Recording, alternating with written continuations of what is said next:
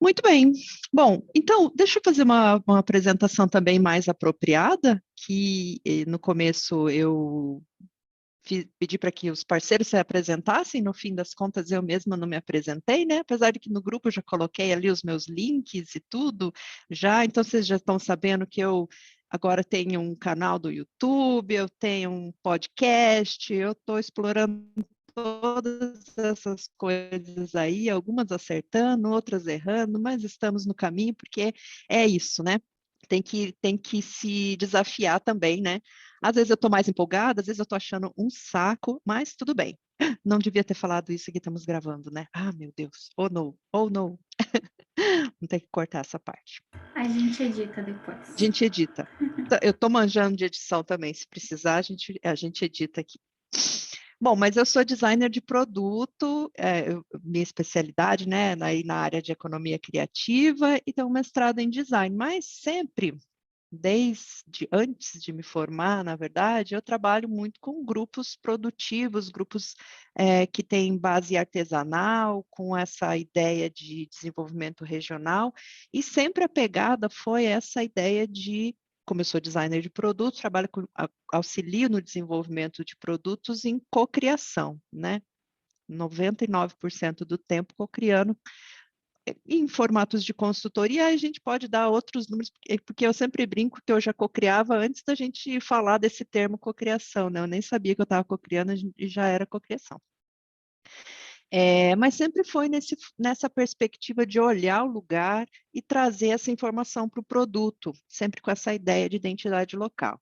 Então, aqui para a apresentação, eu vou fazer um, opa, peraí, uma, uma uma primeira contextualização um pouco teórica, mas não quero me aprofundar muito nisso, porque, como eu falei, eu sou meio faladeira, então, se eu começar a falar aqui, eu fico pirando aqui nessas teorias e não é o nosso objetivo. Depois eu vou dar alguns exemplos reais, que eu digo porque são exemplos que eu vivenciei de projetos que eu passei aí nesses 15 anos aí, nesses últimos 15 anos. Então, rapidamente, né, vou dar alguns exemplos para vocês entenderem de que perspectiva que a gente está falando de produto com identidade local. E aí o objetivo, então, é trazer isso, apresentar de que maneira que a gente pode usar a identidade do lugar como inspiração para criar produtos com design. Porque a inspiração pode vir de qualquer lugar, vocês são criativos, vocês criam coisas baseadas nas experiências prévias de vocês, naquilo que influencia vocês, naquilo que vocês gostam, naquilo que os consumidores pedem também, naquilo que você observa do mercado.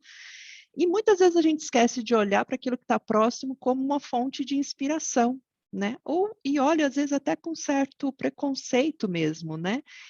E a gente está vivendo um momento em que todas as pessoas estão passando por essa revalorização do local, que bem a Maria Fernanda já falou anteriormente, né? Uma tendência, as pessoas estão querendo comprar de quem está próximo, as pessoas estão valorizando o turismo local, regional, elas estão querendo reconhecer o seu espaço, porque isso também é uma forma de se reconhecer. E aí, quando a gente fala em identidade,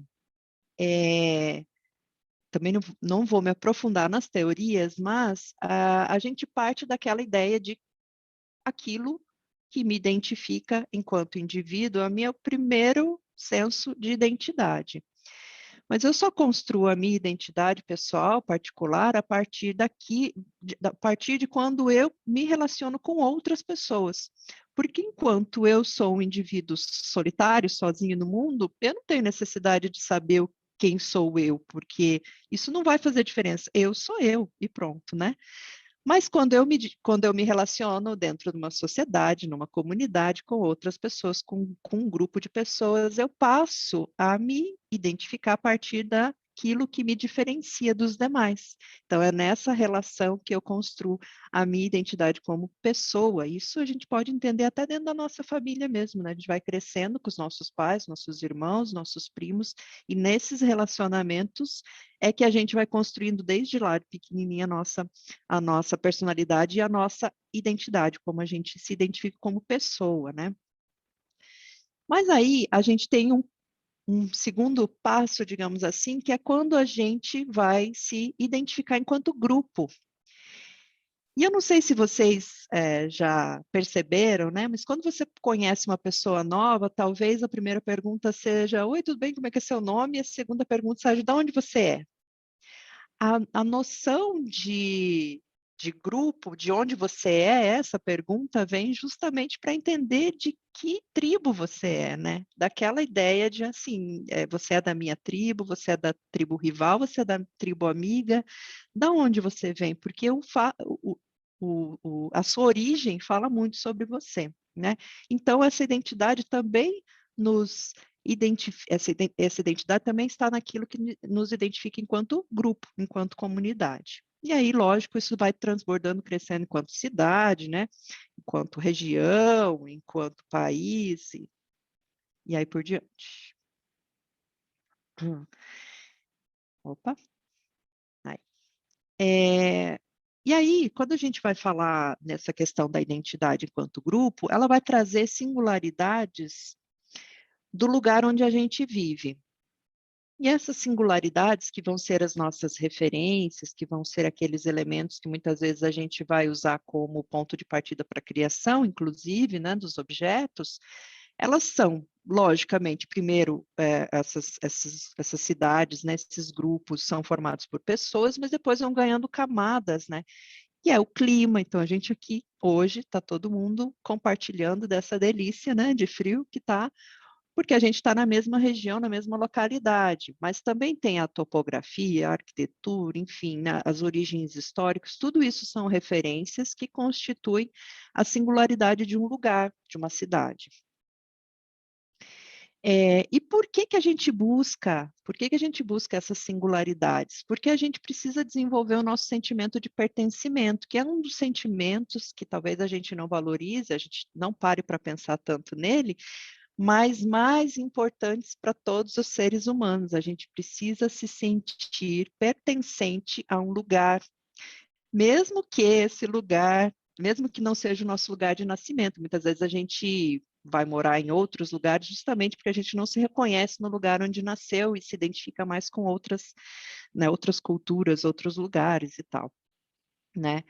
E aí, quando a gente fala desse pertencimento, a gente vai ter esses símbolos comuns para esse grupo, no qual você se identifica. Eu sempre brinco, e até esses dias usei isso como um tema para fazer uma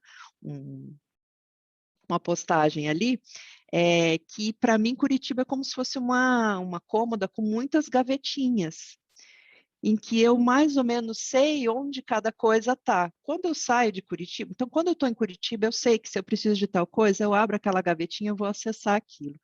Quando eu vou para outro lugar, a passeio, a trabalho, enfim, eu não, é como se fosse uma cômoda que eu não tivesse ideia do que tivesse dentro. Então, eu preciso abrir cada uma delas para poder reconhecer.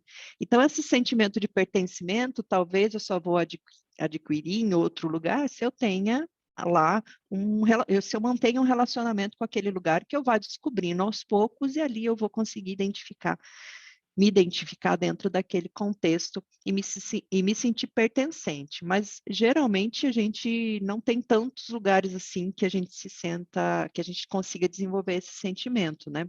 E normalmente ele é aquele que a gente está estabelecido ou que a gente pretende se estabelecer. E aí aqui a gente cria uma outra questão. Opa, que aí eu já pulei aqui, fui com muita força aqui no botão. Que é também a questão que eu retomando aqui, né? Que é a questão da comunicação também. Então, quando a gente conhece o lugar, quando a gente pertence àquele lugar, a gente cria códigos de comunicação com os nossos co-cidadãos, né? Com as outras pessoas que convivem com a gente. Se a gente fala o nome de um bairro, a gente, né? Como ali ela falou do boqueirão, né? A gente já reconhece. Cada um de nós vai fazer uma interpretação sobre essa informação, mas de uma maneira geral, nós pertencemos a um mesmo grupo, a uma mesma cidade, nós temos um entendimento comum sobre esses meios de comunicação. que podem ser verbais, assim, de gírias, de modo de falar, mas podem ser também de comunicação visual mesmo, né? De símbolos, de outros formatos de comunicação. E até tem uma história interessante, talvez alguém que já tenha participado de outra edição do Sou Curitiba já me ouviu contar. Uma vez eu fui para São Paulo, quando estava na época da faculdade, ainda fui apresentar um artigo num congresso na USP. E aí, a gente estava hospedado num hotelzinho bem no centrão, lá naquela Praça Ramos, se eu não me engano. E a gente pegou o ônibus para ir para ali mesmo, tinha um ônibus que ia para a USP, a gente foi para a USP, apresentou, no final do evento a gente foi para o ponto de ônibus para pegar o ônibus para voltar para o hotel, né, para a praça. E só vinha ônibus com o nome, e a gente na ida a gente tinha pegado um ônibus lá que chamava, não me lembro qual, mas vamos supor que seja USP, né, alguma coisa assim. E na volta só vinha ônibus Praça Ramos, Praça Ramos. A gente esperou 2, 3, 4, 5 ônibus e não vinha o tal do ônibus. Daí a gente resolveu perguntar para alguém que estava passando por ali, né? Gente, mas o ônibus USP não vai passar? Daí a pessoa falou, sim, é o Praça Ramos. Da gente, não, é o USP que a gente queria. Não, mas ele é a Praça Ramos, é que ele vai USP, ele volta a Praça Ramos. Então, esse é um código de comunicação que só quem é do lugar, ou a partir daquele momento, a gente passou a identificar, mas se a gente não tivesse, né, a gente não conseguiu ler esse código. A gente ficou ali um tempão esperando o tal do ônibus. E agora, até pensando, tem lógica, é bem interessante até esse formato, né? Porque realmente ele tem o nome do destino. Se ele está indo para Praça Ramos, ele tem o nome de Praça Ramos. Todos os que vão para Praça Ramos vão com o nome Praça Ramos. Então, até tem uma lógica interessante.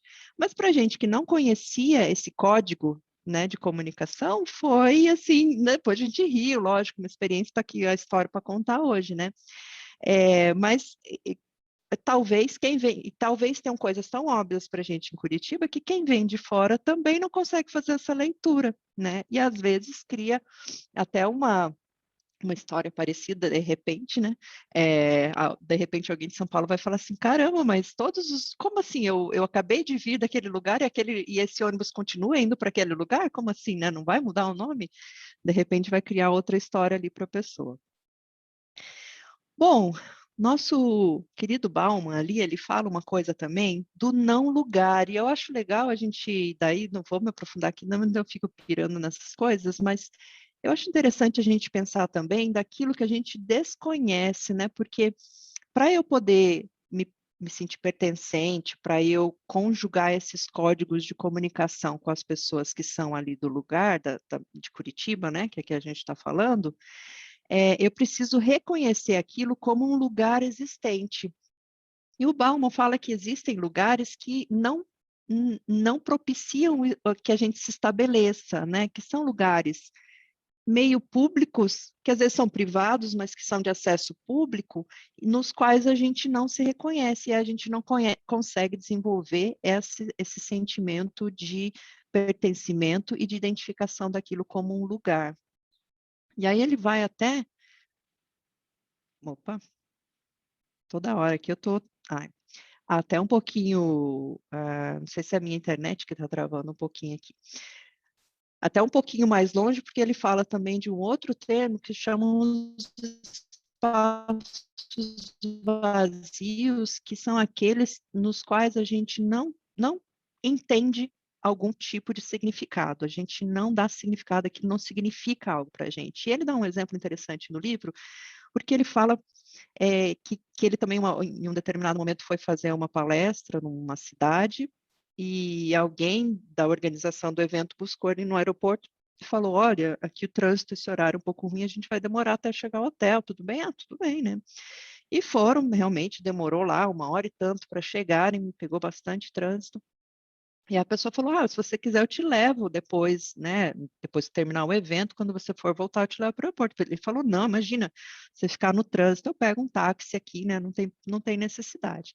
Terminou o evento, ele pegou o táxi para voltar. Quando ele pegou o táxi para voltar, o taxista falou, olha, eu vou pegar um caminho aqui para ser mais rápido. A gente chega lá em 10 minutos. Ele pensou, mas impossível, como que eu levei 1h30 para vir e o cara vai... Deve ser um atalho muito bom, né, para chegar lá em 10 minutos. E realmente, o taxista foi por uma área mais degradada, uma área que tinha mais pobreza, que tinha, enfim, né, um cenário que provavelmente a pessoa que trouxe ele não era, para ela aquilo era um espaço vazio, porque ele desconhecia, não tinha significado para ela. Ela não podia mesmo, de repente, ter vindo por aquele outro lugar, porque para ela aquilo simplesmente não existia.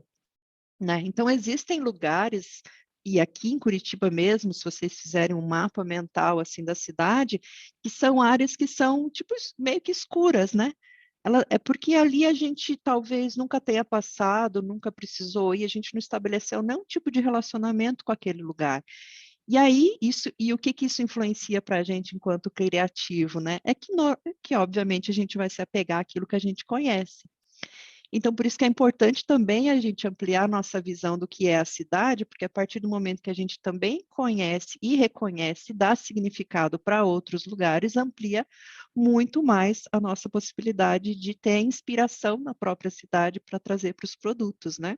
E às vezes a gente tem muito mais espaço vazio no nosso mapa aqui da cidade do que espaços reconhecidos. Então, é preciso que a gente entenda também o nosso contexto urbano aqui, para poder ter referências mais diversas. E quanto mais referências, maior a chance da gente conseguir fazer conexões criativas entre elas, né? Bom, essa figurinha aí no meio da lama que vocês estão vendo, sorridente, sou eu há 10 anos, 11 anos atrás, né? Indo fazer um trabalho numa aldeia. Eu gosto muito dessa foto porque eu acho que simboliza muita coisa, assim, para mim, na minha ideia, né, da minha trajetória, né? Uma que vocês vão ver ali todas as minhas mudanças de cabelo, mas nesse percurso aí, né? E olha que eu nem mudo tanto assim, né? Mas eu percebi isso na hora que eu coloquei as fotos ali. Falei, caramba, né? Cada foto tô com um cabelo diferente. Mas eu quis colocar aqui também, porque até para simbolizar que esse trajeto de reconhecer e de buscar essas identidades nem sempre é muito fácil. Às vezes a gente passa por uns atoleiros assim, mas depois é sempre muito recompensador. Vou falar para vocês de uma experiência que eu tive lá em Paranaguá. A gente desenvolveu esse projeto em parceria com o Sebrae, a Fundação Cultural lá, a Prefeitura, que chama Artesanato Parnanguara.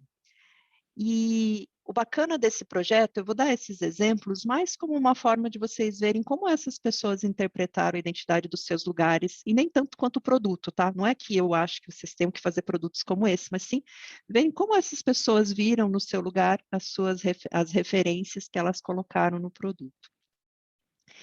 E Paranaguá, não sei se vocês têm assim a mesma visão, e daí essa talvez seja uma visão minha, que sou estrangeira daquele lugar, né?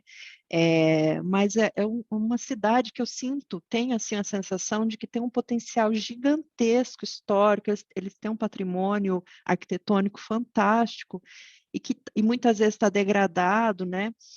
Mas que tem muito a ver com essa questão do porto também. As cidades de porto, elas têm essa característica, assim, de um certo períodos de abandono, né? Eu estou fazendo um trabalho agora, inclusive lá em Porto Alegre, com o cais, o antigo cais, né? Do porto lá, e é a mesma sensação, assim, eu falei que é interessante isso dá para fazer um estudo antropológico aí, nesse sentido. Mas também é uma cidade com uma riqueza muito grande de referências culturais, inclusive uma delas é o fandango, que é um patrimônio mesmo, né, da música, tanto por conta do próprio ritmo, pela tradição e tal, mas também porque a confecção da rabeca, né, a tradição da confecção dos instrumentos das tamancas, né, para se executar a música. Então, não é só a música em si, é todo um entorno disso, né, que gera produtos, que geram outras referências visuais. E aí a gente desenvolveu aqui uma estampa usando alguns ícones, e aí qual que era o desafio aqui? Como que a gente vai falar de fandango, que é música, que é algo sensorial, né? Como é que eu vou trazer isso para o visual? E aí a referência foi utilizar os próprios instrumentos, né? Claro que a palavra fandango ali já comunica do que se trata, mas as referências icônicas, né? De ícones mesmo, de símbolos, através dos instrumentos. Então, isso gerou uma série desses e outros produtos que daí estamparam esses elementos para falar da cultura da cidade a partir da música. Então, é uma coisa interessante da gente pensar, né? E tudo isso acho que é legal a gente sempre estar se perguntando, será que em Curitiba tem alguma referência, sim, que eu possa fazer também? Será que tem alguma referência da música? Fica aí os questionamentos, né? Paranaguá tem uma produção de cestaria bem interessante, claro que tem uma origem, a produção da cestaria tem uma origem da própria pesca, porque os cestos já eram utilizados para essa finalidade, né? Inclusive, foi muito legal que eu tive a oportunidade de conhecer algumas ilhas, porque Paranaguá, a gente só lembra se é que às vezes a pessoa associa, né? Mas a Ilha do Mel é de Paranaguá. E aí, a gente só associa geralmente a Ilha do Mel, mas tem várias outras ilhas, né? E eu pude ver a cestaria no seu habitat natural, digamos assim, que são os pescadores mesmo, né? E às vezes os próprios pescadores ou as mulheres fazem os cestos para utilizar mesmo no dia a dia ali da pesca, para coletar o caranguejo, para coletar os mariscos, né? Os peixes, e aí a gente fez toda uma coleção de produtos utilizando essa referência. E qual que é a referência? Daí você fala, mas qual que é a referência visual aqui? A própria cestaria era a referência, mas a utilização desse tipo de cipó, né, dessa matéria-prima. Então, aqui a referência com o lugar estava no uso do próprio objeto, na sua utilidade, mas também da matéria-prima. Então, aí a pergunta de novo que a gente pode colocar, né? Será que tem alguma matéria-prima ou alguma referência utilitária, de algum utilitário, Curitiba, que eu pudesse me apropriar para criar algo?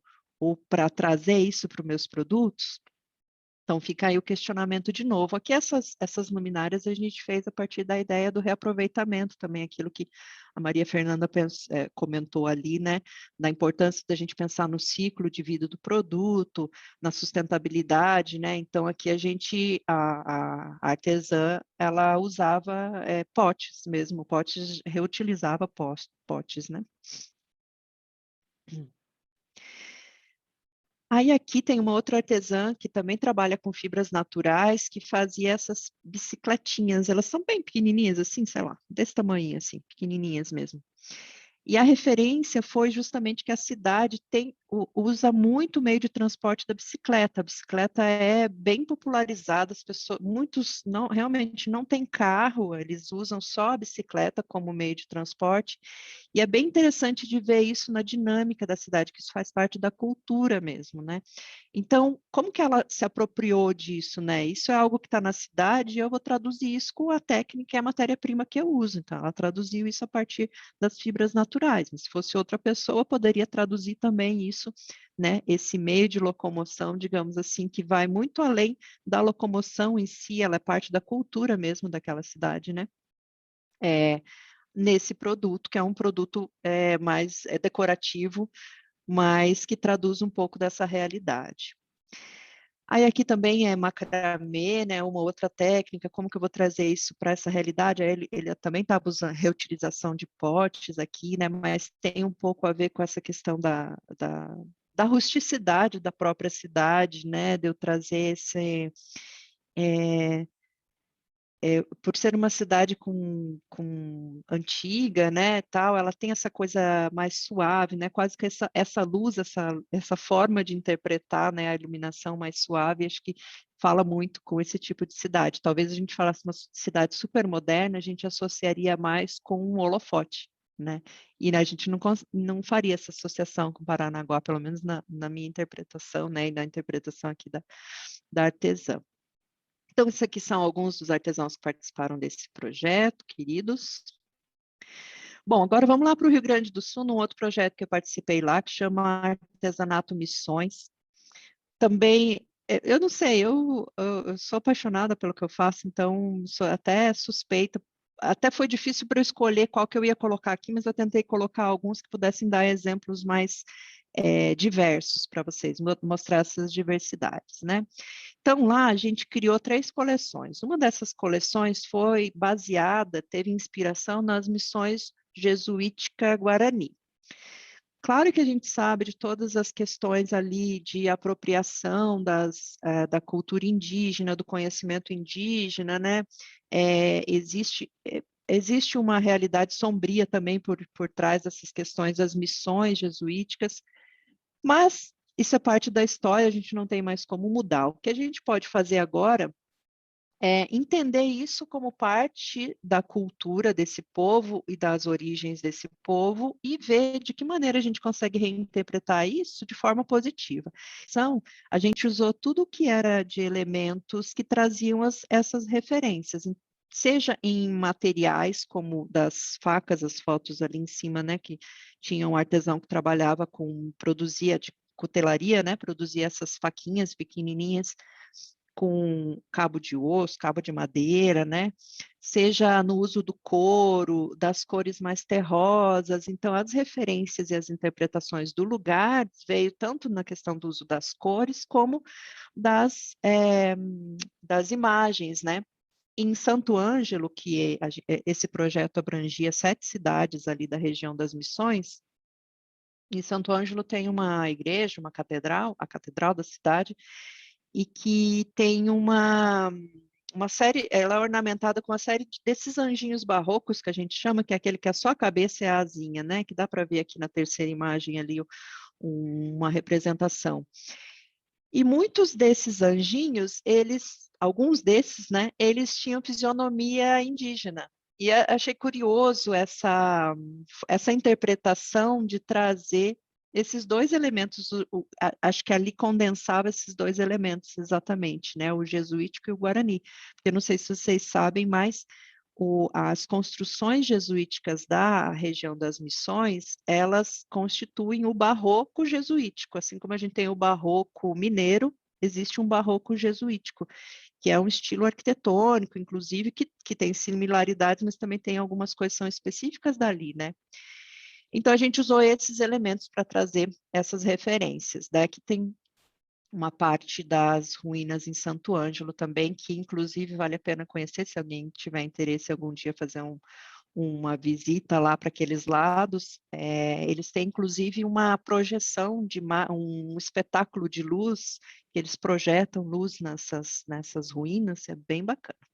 E aí tem várias outras ruínas na área da Argentina, então quem quiser fazer um roteiro bem legal, pode fazer, inclusive ir pelo Rio Grande do Sul, subir pela Argentina e voltar lá por Foz do Iguaçu, que quer conversa aí depois com o pessoal, nossos colaboradores aí da área do turismo, né? Para fazer esse tour. Eu tô dentro já, hein? Se alguém for fazer aí, for formatar um grupo, já me chama que eu vou adorar rever. A outra coleção era baseada nas origens dessa região, que são muitas, né? Além das Guarani e Jesuítica, depois veio todos os imigrantes, né? Que vieram de outros países, inclusive trouxeram suas culturas e que miscigenaram ali. E aí, nessa coleção especificamente, o que a gente usou para poder representar essa cultura? Que elementos, né, que eles conjugam que a gente trouxe? A questão dos bordados, e aí a gente tem bordado russo, bordado de origem alemã, bordado de vários, mas que, em geral, são traduzidos nas flores. Então, a gente usou esse elemento das flores, mas com diferentes formas de se bordar para representar essa visão, né, do lugar, né, é, é, trazer como uma referência visual algo que não é palpável, né? E ali até a foto mostra o traje típico, né, de dança típica de um russo, se eu não me engano.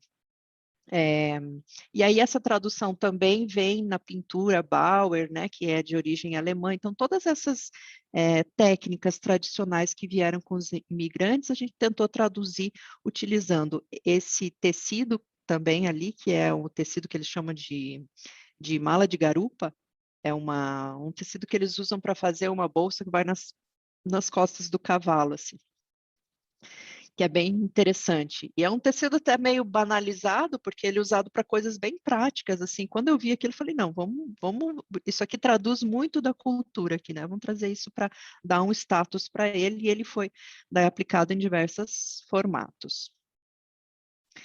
Aqui, olha lá, um Galdério com o tecido da mala de garupa ali no colo, esculpindo, né? Ele faz escultura em madeira, esse artesão.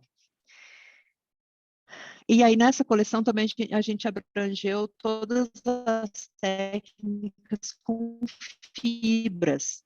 Então, daí, né, as perguntas que a gente faz. Será que a gente tem matérias-primas que são das nossas referências de origens? Que tipo de elemento a gente pode usar para representar as nossas origens alemã, italiana, enfim, né, ucraniana, polonesa, todos os imigrantes que vieram para cá, teria algum elemento que a gente possa traduzir isso? Aqui era o pai e o filho que trabalham com fibra, que estavam ali costurando algumas peças que fizeram parte dessa coleção. E a outra coleção era Missões Mística, porque ali também tem um roteiro que você pode fazer de caminhada, que daí você vai pernoitando, você caminha e daí pernoita nas cidades, e ele faz um percurso bem interessante. Aí a gente usou como referência 3 elementos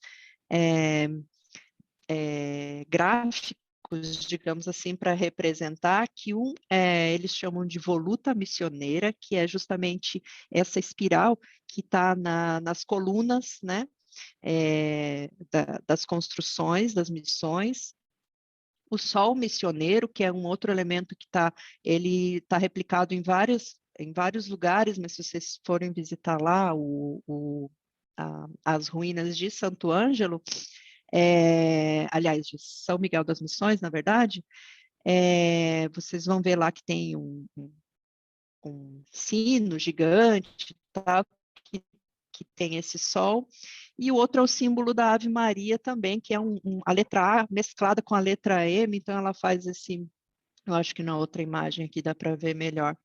Então aqui tem a voluta, né? Ali embaixo tem o sol e tal, então ele faz uma conjunção entre a letra A e a letra M, que daí gera esse símbolo da Ave Maria, né?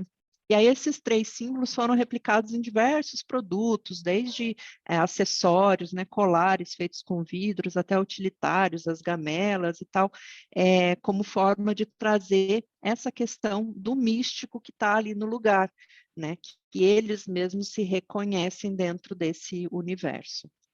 E até porque também tem muita arte sacra também nessa região, né? Daí tô lá eu, ó, lá já com outro cabelo, né? Com um grupo, alguns dos participantes. A gente fez um lançamento, ficou bem bonita a exposição e tal.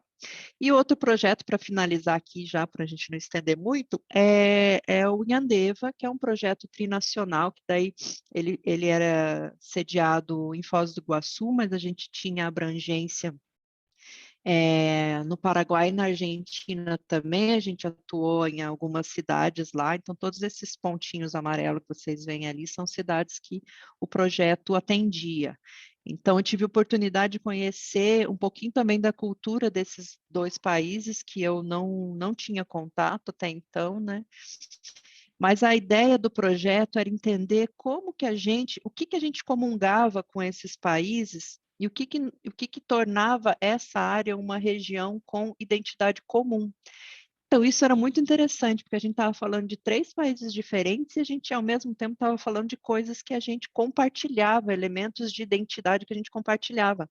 Então, era sempre um desafio pensar nisso, né? Mas exatamente o que nos faz pertencentes a uma mesma região, né? E compartilhando uma mesma identidade. E aí, os temas que a gente definiu, que eram esses que traziam, né, essas referências comuns, era, primeiro, a origem guarani, né? Mas a fauna, a flora, a questão das jesuíticas, a erva mate, a colonização, né? Os rios, e aqui até o balizador ali é o rio, né? As cataratas e Itaipu, que faziam esse elo de ligação na tríplice fronteira ali entre os 3 países. Bom, lá no Yandeva, a gente tinha o auxílio de um elemento muito legal, é, que tinha algumas limitações, essa pesquisa especificamente tinha algumas limitações, mas ela também ajudou muito no processo de criação dos produtos, que era esse livro de iconografia. Então, eu fui trabalhar lá em 2006, caramba, hein? Em 2006, e ele já tinha sido criado, ele não estava impresso ainda, mas ele já tinha sido, a pesquisa iconográfica já tinha sido feita. São 2 volumes, assim, gigantescos, acho que são mais de 500 páginas e tal, somando os 2 volumes, né? E a partir dessa pesquisa é que a gente usava os elementos, a gente tirava os ícones para poder aplicar nos produtos.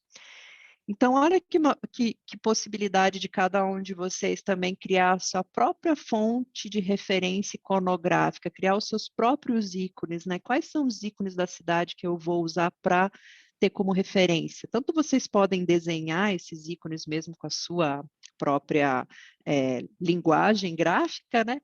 Quanto vocês também podem captar isso por foto e depois transformar no computador, só converter isso em curvas, enfim, a forma com que vocês vão traduzir isso, cada um, né, pode fazer da sua maneira, e até interessante que faça para criar mesmo essa diversidade, mas a fonte pode ser até a mesma. Eu vou olhar para o Jardim Botânico, vou traduzir aquilo de uma maneira, o outro vai olhar o mesmo elemento e vai traduzir de outra, e essa diversidade é que torna a coisa realmente mais interessante, tanto para vocês, porque vocês criam um diferencial para o produto, mas também para quem compra, porque quem vai comprar, de repente, vai se interessar mais pela forma de interpretar de um do que do outro, né? Ele vai ter opção e oportunidade de escolher aquilo no qual ele mais se identifica.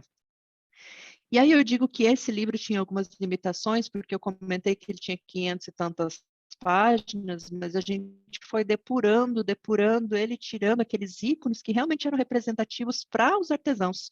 Muitos deles, eles não se identificavam muito, então esses acabaram não sendo tão utilizados, mas outros sim. E um desses elementos é o que a gente chama de árvore da vida, que ele parte de uma história, né, de um acontecimento que quando o Lago de Itaipu houve a cheia, né? Fechou-se realmente a barragem, aí o lago começou a encher.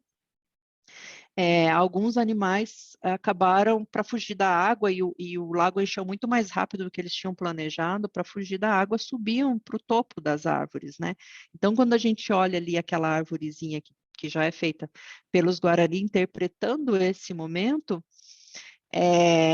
você vê diversos animais que normalmente você não viria no topo de uma árvore, né? Eles, eles já colocam ali justamente simbolizando esse momento, e aí houve, né, até o resgate desses animais, tá? Lógico que, obviamente, que alguns deles, né, acabaram morrendo e tudo, mas houve um trabalho para se resgatar e tudo mais, e isso se tornou referência para os produtos também. Então, essa história, né, esse momento, aquilo que eu comentei, por mais triste ou interessante ou curioso, o que for que ele traz, ele é parte da história, isso a gente não muda mais. Agora, a nossa interpretação, a forma com que a gente reformula isso e traz para a nossa realidade do outro, tanto como forma de manter essa memória viva, mas também de saber de onde a gente veio, por onde a gente passou, né? Como é que a gente se tornou isso que a gente é hoje? Essa tradução a gente escolhe como fazer, né? Então aí os artesãos foram criando milhões de formas de representar esse mesmo momento, né, do resgate dos animais das árvores em diversos produtos, na marchetaria, na cerâmica, no bordado e vários outros. Aqui são os dutos da usina de Itaipu, que também gerou assim um ícone que foi explorado, que vários artesãos usaram de diversas formas, né, nos seus produtos, sejam estampas em volume, em baixo relevo. Então, né, de novo, reforçando, eu trago esse aqui, não é porque eu acho que vocês devem fazer esses produtos, até porque essas referências nem são nossas, mas porque isso pode despertar em vocês possibilidades de que eu posso olhar um mesmo elemento e pensar aquilo de diversas formas, né, diversas formas de representar e trazer essa identidade para o meu produto. Outro elemento que é bastante reconhecido, se vocês já foram para as cataratas, alguma vez vocês devem ter percebido que tem muitas borboletas ali, as borboletas gostam de ficar naquela área próximo da água, né? Tem alguma coisa ali que atrai elas, não entendo dessa parte aí da, da biologia aí, mas acho que deve ter algum motivo delas ficarem ali por perto. Lógico que a mata, né, ajuda, mas especialmente perto das cataratas tem bastante borboletas, e aí esse foi um elemento muito também que as pessoas se reconheceram, que os criativos, né, que os artesãos se reconheceram, e nos quais também os visitantes, os compradores também reconheciam, porque eles também vivenciavam o convívio com a borboleta quando iam nas cataratas, né? Eles também percebiam, e uma vez que eles viviam aquilo, percebiam a interação com as borboletas, eles queriam comprar objetos que traduziam isso também, né? Então, as borboletas também foram representadas e reformuladas em diversas técnicas, materiais, produtos, né, pintura e tal. E as próprias a própria cataratas, lógico, né? Esse ícone, ele não é do livro, esse ícone fui eu que desenhei depois para a cooperativa de artesãos lá, que aí ele tinha algumas versões, algumas com as andorinhas, outras com arco-íris, né? Outras formas, mas cada artesão também se apropriou disso de maneira diferente. Eu acho que o mais rico é ver como cada um consegue, a partir de uma mesma referência de um mesmo elemento, ter uma... É infinito, né? É lindo de ver, porque é infinitas formas de representação. Ela vai de cada um mesmo, né? Então, alguns fizeram isso de forma mais literal, né, na cerâmica, outros já trouxeram outras formas mais fluidas, digamos assim, de trabalhar com as cores da representação, não necessariamente na forma, mas na flor, na textura, na cor, na textura, né?